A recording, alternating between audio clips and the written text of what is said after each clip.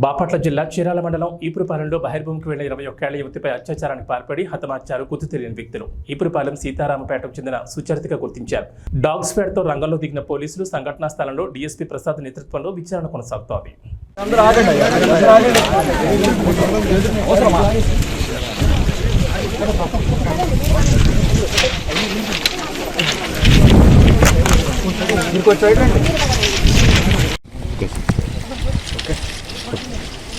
అందరికీ నమస్కారం.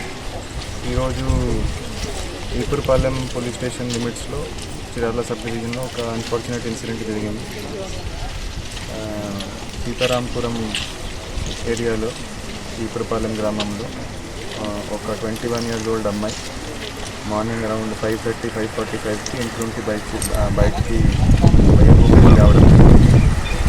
సో చాలాసేపు రిటర్న్ రాకపోతే ఇంట్లో వాళ్ళకి కొంత అనుమానం వచ్చింది.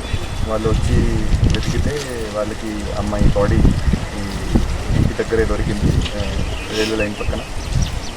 సో అమ్మాయికి చనిపోవడం అమ్మాయి డెడ్ బాడీ ఇక్కడ రైల్వే పట్టాల దగ్గర దొరికింది.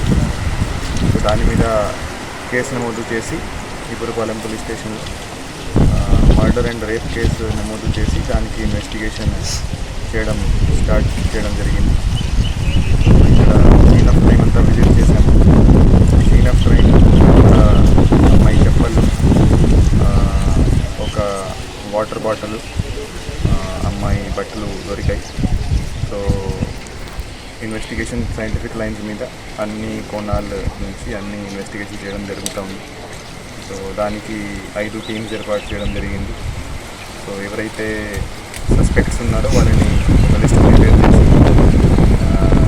సస్పెక్ట్స్ను 1 by 1 ఇంటర్వ్యూ చేయడం జరుగుతుంది. అండ్ త్వరలోనే ముద్దాయిను పట్టుకోవడం జరుగుతుంది. ఈ కేసును మేము ప్రతిష్టాత్మకంగా తీసుకొని ఒక సవాల్గా తీసుకొని ఖచ్చితంగా ఈ కేసు టెక్ చేస్తాము. అండ్ ఎవరైతే రెస్పాన్సిబుల్ ఉన్నారో, ఎవరైతే ముద్దాయిలు ఉన్నారో వాళ్ళని త్వరలోనే పట్టుకొని వాళ్ళకి శిక్ష పడేలాగా ఖచ్చితంగా మేము యాక్షన్ తీసుకుంటాం. Thank you.